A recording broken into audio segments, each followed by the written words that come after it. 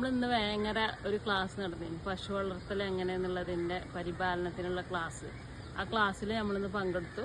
രണ്ടാമത് വന്നത് കോട്ടക്കൽ അൽമാസിൻ്റെ കീഴിലുള്ള ഫാമിലാണ്, ഫാം വിസിറ്റ് ഫാമിലാണ് വന്നത്.